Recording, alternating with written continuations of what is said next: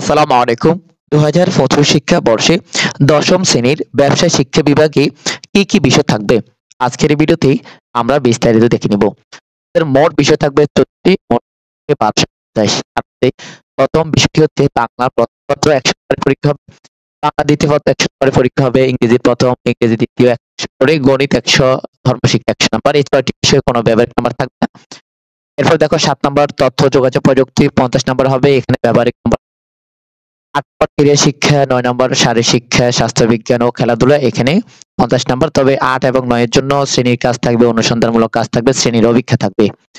এরপরে দেখো ১০ নম্বর হচ্ছে ব্যবসায় উদ্যোগ, ১০০ নম্বরের পরীক্ষা হবে, হিসাব বিজ্ঞান ১০০ নম্বর হবে, ফিনান্স ও ব্যাংকিং ১০০ নম্বর, বিজ্ঞান ১০০ নম্বরে পরীক্ষা হবে।